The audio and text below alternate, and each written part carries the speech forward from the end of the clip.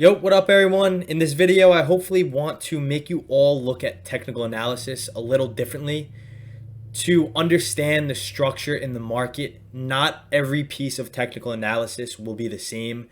It's all about the market structure and understanding the context between buyers and sellers in the auction place of the market. I'm going to show you an example of some setups today and how it really didn't have any proper structure and how draining it is on our mental capital, where it really enables us to take trades based off of our emotions, which aren't good, and I classify them as losses which we can avoid taking. Before we get into the video and the technicals, I'm going to link my Instagram in the description below at Ameritrade. I recommend everyone to follow this. I post daily trading recaps on here, along with very good trading tips and tricks that I guarantee you aren't going to find anywhere else. The link is in the description below. You're missing out if you're not following it. But now let's get right into this lesson. First thing is market structure. Now, this is extremely vital. It's very key to properly gauge the market's auction place. The stock market is just like any other auction. Buyers and sellers are fighting and trying to agree on price. Just like a car auction, just like a real estate auction, the stock market is the same. So having structure in the market is extremely key, because with this structure, it's going to enable us to properly read technical analysis the right way. A lot of people just use technical analysis as a monolithic piece of analysis. It's very uniform, it's indivisible, and what they see is going to work, 100% of the time. When you add market structure to these traditional technical analysis, that's when the power of reading the candlestick charts come into play. So I can't stress how important understanding the market structure is. A good way to understand this a little better is I look at technical analysis, chart patterns, candle patterns, as the picture which is being painted on the canvas. I say this all the time that I watch price develop with volume in real time, and I look at it as the market being the painter, and the painter is constantly trying to paint its picture to us as traders, which we have to read that picture of the painting to come up with a quality story, and that's when we come up with quality trades. So I look at traditional technical analysis, patterns, candle patterns, chart patterns, as the painter painting its picture. Now, I also look at it as market structure. When we add this now, it's the type of the material that the picture is being painted on.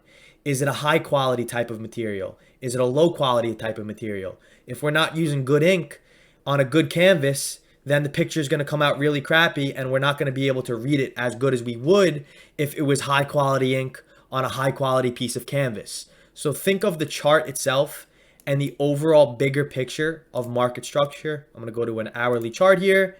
Think of the canvas and everything that we're seeing on the painting as the structure. The backboard of the canvas is the market structure. It's the larger picture. It's putting the pieces together to forming that picture. And think of standard technical analysis as what's being painted on that canvas.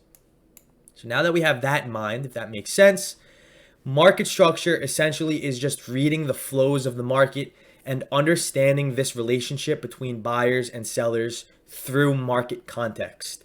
The market is the storyteller, the market is the painter, and our job as traders is to read the story that the market's trying to tell us. It's trying to comprehend the picture that it's trying to paint before it's painted. This is where we get into trades where our risk to reward makes sense and it's in our favor. Trying to understand the picture as soon as it's painted or right before it's fully painted to understand and grasp what's going on.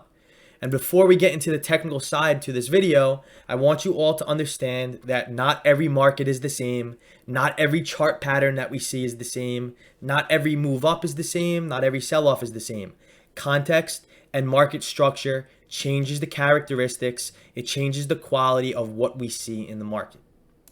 For example, now I'm going to show you it on the S&P. This is uniform. It's what I'm going over here works with any market, any stock. It's how the structure is built in any auction place. So last week, Monday, October 10th, we had a strong rally on the S&P 500 after selling off pretty aggressively, and then this drop down here formed a new demand zone. So now we have buyers factor into the market. We have heavy volume coming in. This is what I mean about structure and understanding buyers and sellers, going with the flow and understand the relationship of how price is being fought out. It's a constant tug of war battle between buyers and sellers. So we got a quick rally up, pulled back down. This again created demand in this area right here, which we eventually got invalidated, then came up and formed supply, actually formed supply intraday over here, and we took a clean sell-off last Thursday from a nice high of, what is this, 4727, sold off about 80 or so points, 70 points from the supply. And we found some sellers intraday that if I actually go to a 5-minute chart, just by watching the time and sales, we saw a nice seller come into the market around 10:15 Eastern. It acted as resistance and gave us a nice higher quality setup to sell off.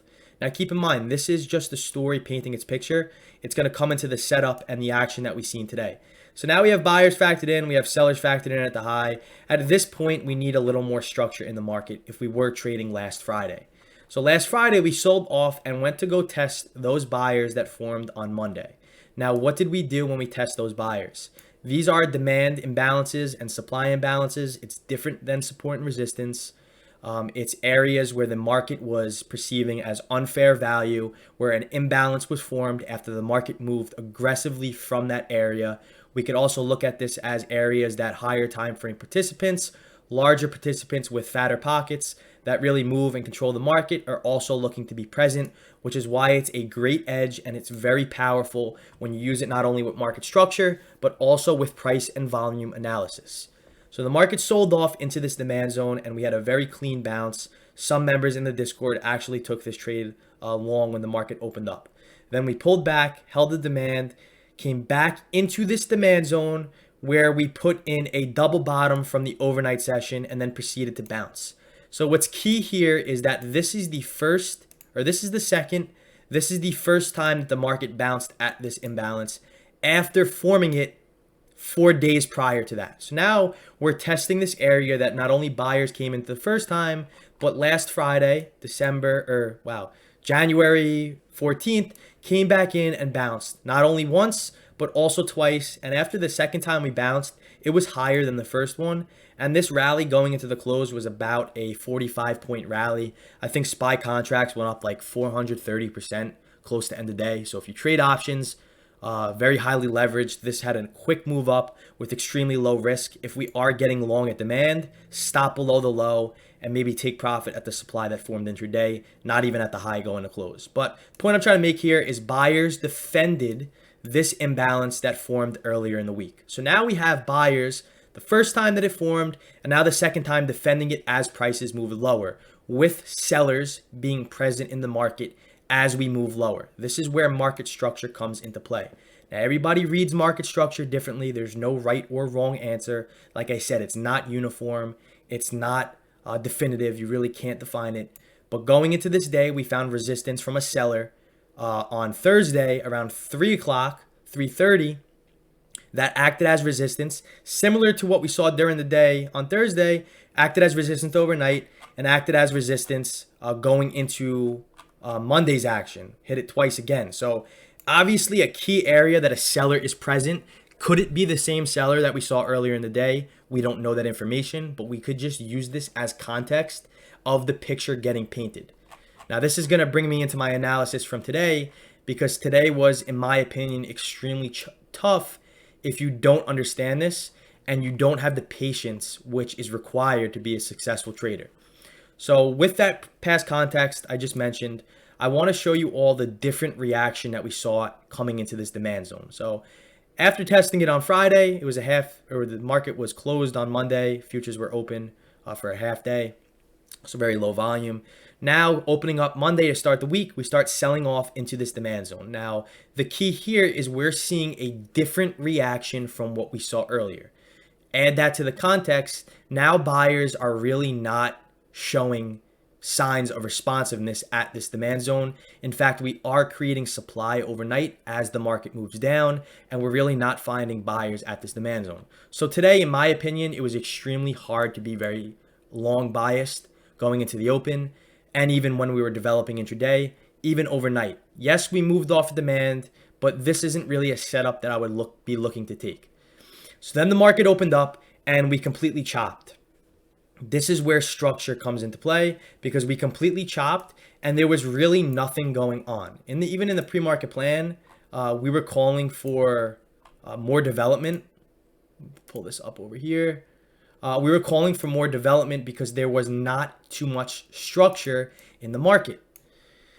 I said ES SPY, it's an important area, is this 4607, 4588 demand. I don't think I mentioned this, but I post these every single day in the Discord, setups I'm looking out for, levels of interest, and basically just going over what I'm watching and why I'm watching it. So I said for me to be bullish at this zone, I need to see new demand form here, and I will be focusing on longs above. However, if we slice through this demand or aggressive selling below the 4580 area, I'm open to playing puts targeting the demand lower. I said the key for today is let development happen and use the clues the market gives us intraday to come up with only high quality trading decisions. Updated plan to come, but the key was development. Now, why did I want development?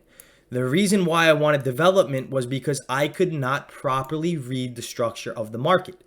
Bounced off this demand on Friday, came back overnight, created supply overnight, rejected sellers last week, formed supply last week, and had a crazy sell-off. So at this point, yes, we're leaning more towards the bear side. Bears, in my opinion, definitely have control. But because we are opening up inside of this demand zone, we could potentially bounce at any minute. When the market doesn't have proper structure, like I just explained, you are prone to making decisions based off of what you think will happen rather than factual pieces of information that the market's trying to give us.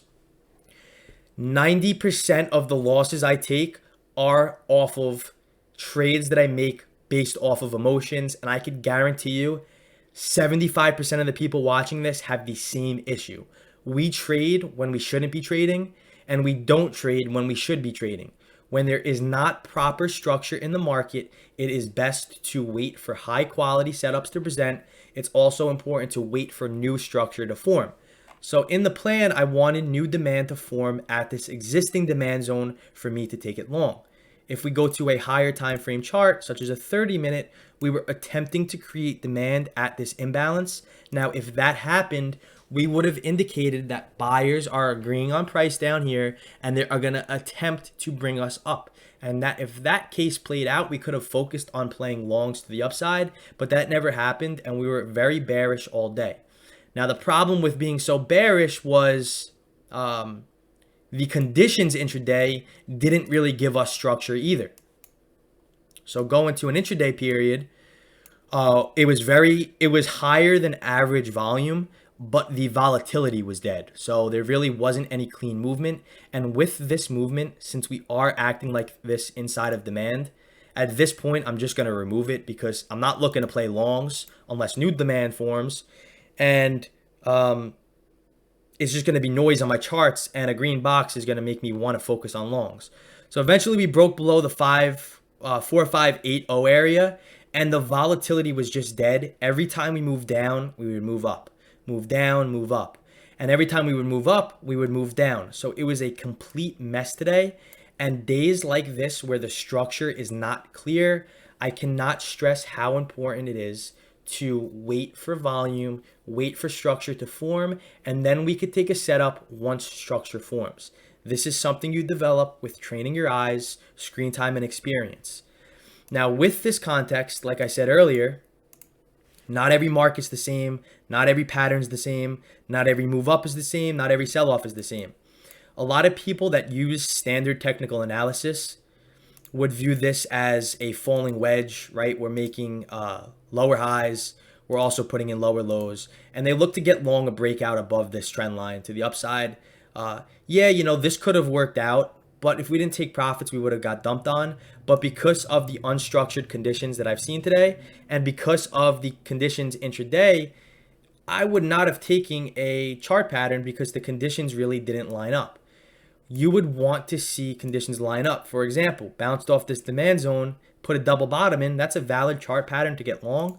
Maybe get long when we break out of this, stop below the low, and that could have been a valid area to get long. A tip I want to give you guys is trade when there is opportunity. You don't get paid for your time. So when or if there is opportunity, that's when you put a trade on.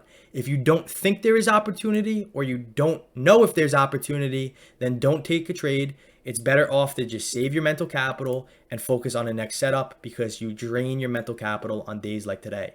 I honestly forced two really garbage trades. Although the analysis worked out, it was just my emotions, and the mental game really was draining. Same analysis on NASDAQ.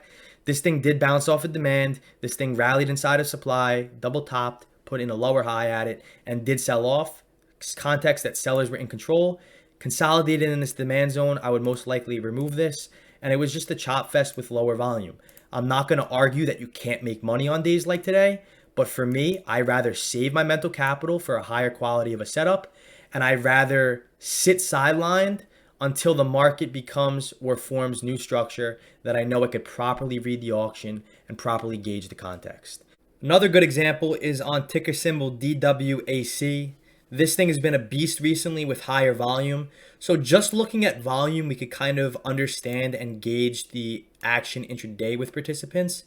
Meaning, look at the volume that we started seeing ever since Thursday, January 6, 2022. Clear, obvious uptrend, higher highs, making higher lows, nice clean price movements in larger ranges with volume increasing. This shows interest in the market. This could be structure in itself, because there's interest, there's volume, there's going to be some volatility as the market moves up, and it's going to be easier to find the quality setup versus just looking at lower volume conditions where, for example, in this case, prior to us breaking out, look at the volume difference. Look how low it is right here, and look how choppy and sideways prices are. So I'm sure if we go to like a 5-minute chart on any of those days, the quality of setups are going to be much lower. There's really not going to be nothing going on. We're choppy, we're sideways, we're very illiquid. You're not going to see any candle patterns. You're really not going to see any clean chart patterns. And yeah, you could make some trades off of this, but quality will not come until structure, aka price and volume, market context, come in agreement. We had a strong rally this one day. I believe that was off of news. Then the past couple of days, we've been having dips that get it bought up, pullbacks into demand, breaks above very important key levels, and a day like today where volume is extremely high. We did 23 million shares traded today compared to a daily average of 5.8 million.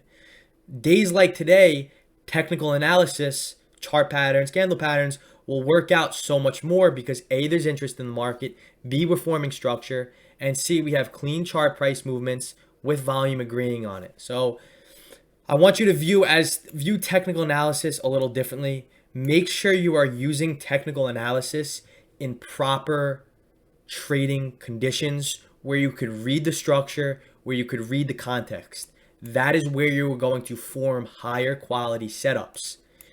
If you are trading in the noise, I call it, or not when we could read the context, or not when there's structure, the quality of setups diminish for me. And that, in my opinion, or not my opinion, but factual piece of information, is when I look at my journal, I force the most amount of trades when we are not in structure, when I can't read the market and I'm going into the market guessing, trying to force something when really nothing is happening.